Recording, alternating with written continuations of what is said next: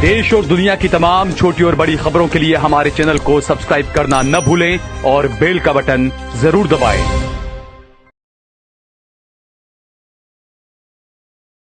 नमस्कार दोस्तों, स्वागत है आपका देश लाइव में और आपके साथ मैं हूं आशिमा त्यागी।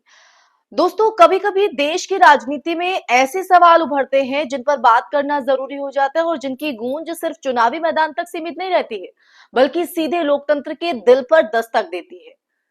आज का सवाल भी ठीक वैसा ही है जो कि आज चर्चा के माध्यम से मैं आपको बताऊंगी। सवाल है कि क्या चुनावी वादे लोकतंत्र की पहचान है या मतदाताओं को दी जाने वाली चुनावी रिश्वत? और क्या अलग अलग नेताओं के लिए अलग अलग पैमाने लागू होते हैं?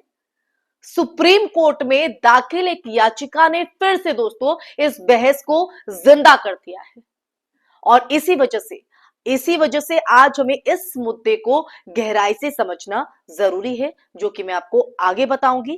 चर्चा में आगे बढ़ूं, गहराई से इस पूरे मुद्दे पर हम जाएं, उससे पहले आप लोगों से हमेशा की तरह अपील, इंसाफ की आवाज को बुलंद करने के लिए और सच्ची पत्रकारिता के लिए हमारा यानी देश लाइव का सहयोग करें। साथ ही डिस्क्रिप्शन में दिए गए लिंक को ओपन कर ज्वाइन बटन दबाकर आप हमसे यानी देश लाइव से सीधा जुड़ सकते हैं दोस्तों। तो दोस्तों, वापस आज की चर्चा पर लौटते हैं और चर्चा बेहद महत्वपूर्ण है, आपको समझ में आ ही गया होगा। कर्नाटक के मुख्यमंत्री सिद्धारमैया के खिलाफ उनके अपने ही विधानसभा क्षेत्र के एक मतदाता ने सुप्रीम कोर्ट में याचिका दायर की है, जिसके बाद आज ये मुद्दा जिस पर बात करना जरूरी है वो सामने आता है।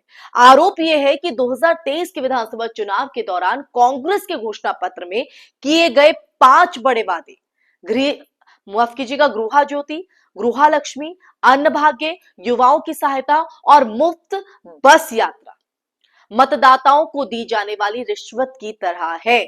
याचिकाकर्ता का ये दावा भी है कि जनप्रतिनिधित्व अधिनियम की धारा 123 में जिस करप्ट प्रैक्टिस का जिक्र है उसी श्रेणी में कहीं ना कहीं आता है। सुप्रीम कोर्ट ने इस मामले में सिद्धारमैया को नोटिस जारी कर जवाब भी मांग लिया और इससे एक बड़ा सवाल तो खड़ा हो ही गया कि क्या पार्टी के चुनावी वादों को रिश्वत माना जा सकता है। लेकिन दोस्तों, असली प्रश्न यह है कि अगर ऐसा है तो क्या ये जो पैमाना है वो सभी राजनीतिक दलों पर एक समान लागू होगा? क्योंकि वादे तो हर पार्टी करती है, कभी मुफ्त राशन, कभी गैस सब्सिडी, कभी बिजली की, कभी छात्रवृत्ति की और कभी किसान कर्ज माफी की। ये बातें, ये दावे होते हैं। फिर क्या हर घोषणा पत्र को रिश्वत माना जाएगा? ये वही सवाल है जो आज देश की जनता के मन में घूम रहा है, जो मैंने चर्चा की शुरुआत में भी उठाया है। और क्यों उठाया है, अब ये कड़ी दर कड़ी जो चर्चा है वो जुड़ती जा रही है। क्या न्यायपालिका इस दिशा में एक नए मानक तय करने जा रही है या ये मामला सिर्फ एक राजनीतिक विवाद तक सिमट जाएगा? दोस्तों, अब इसी संदर्भ में एक और सवाल तेजी से उठ रहा है, क्या सुप्रीम कोर्ट प्रधानमंत्री मोदी को भी नोटिस जारी करेगा? बिहार चुनाव अभियान के दौरान प्रधानमंत्री जी ने भी खुले मंच से कहा था कि अगर एनडी की सरकार बनती है तो हर गरीब के खाते में 10,000 रुपए ट्रांसफर किए जाएंगे। अब इसे किस तरह से देखा जाए, ये जो घोषणा है वो सिर्फ वादा नहीं थी, बल्कि इसे सीधे कैश ट्रांसफर के रूप में प्रचारित किया गया था। ये वादा क्या जनप्रतिनिधित्व अधिनियम के तहत प्रलोभन या इलेक्टोरल ब्राइब है उसकी परिभाषा में आता है? और अगर आता है तो क्या इसकी भी वही कानूनी जांच होगी जैसे कि कर्नाटक मामले में हो रही है? यही एक रुकता लोकतंत्र का आधार है दोस्तों। अब आपको समझ में आ गया होगा कि ये सवाल क्यों उठ रहे। समस्या ये नहीं है कि पिछले एक दशक में चुनावी राजनीति धीरे धीरे वेलफेयर और प्रिवीज के विवाद में बटी हुई है। कुछ लोग ये कहते हैं कि गरीबों के लिए कल्याणकारी योजनाएं जो हैं वो लोकतांत्रिक अधिकार है, जबकि इनमें से कुछ ऐसे भी हैं दूसरी ओर ये वो कहा जाता है कि ये फ्री कल्चर टैक्स पेयर्स पर बोझ है और लोकतंत्र को कमजोर करता है। लेकिन असली दिक्कत आप समझिए, असली दिक्कत तब होती है दोस्तों जब न्यायपालिका को ये तय करना पड़े कि कौन सा चुनावी वादा जनहित है और कौन सा रिश्वत। ये एक बेहद कठिन और पेचीदा सवाल है। जिसका कोई स्पष्ट फॉर्मूला आज तक नहीं बनाया जा सका है। समझ रहे हैं आप? सुप्रीम कोर्ट ने 2013 में भी कहा था कि घोषणा पत्र राजनीतिक वादा है और इसे करप्ट प्रैक्टिस में शामिल करना मुश्किल है, क्योंकि पार्टियां राज्य की नीतियों को प्रभावित करती हैं। लेकिन अब हालात जो हैं वो बदलते दिख रहे हैं।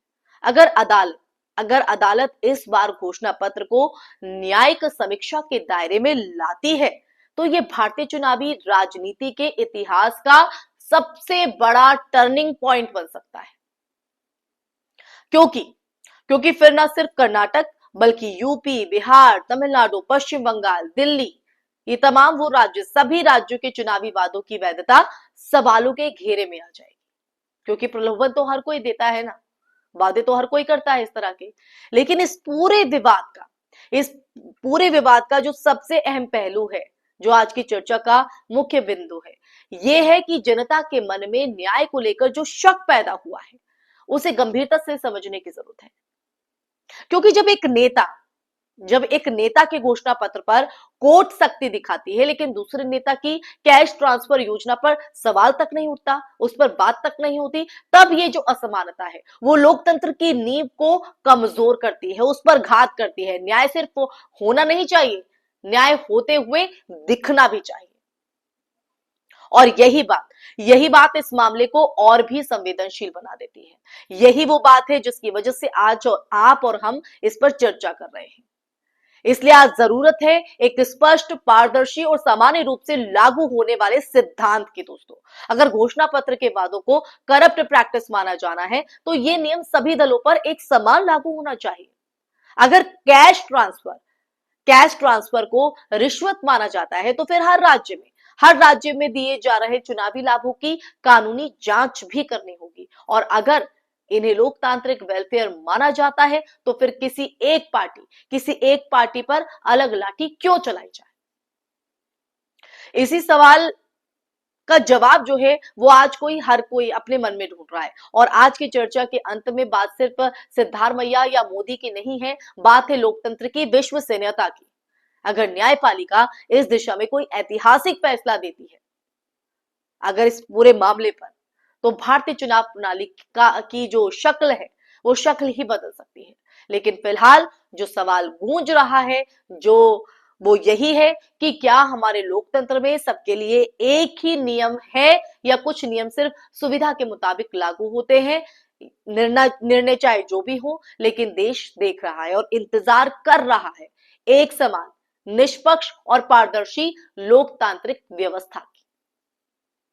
इसी के साथ इस चर्चा में फिलहाल के लिए बस इतना ही। दोस्तों, ये चर्चा आपको कैसी लगी कमेंट बॉक्स में कमेंट करके जरूर बताइएगा।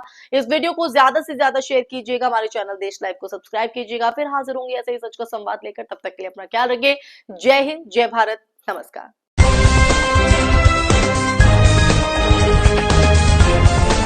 देश और दुनिया की तमाम छोटी और बड़ी खबरों के लिए हमारे चैनल को सब्सक्राइब करना न भूलें और बेल का बटन जरूर दबाएं।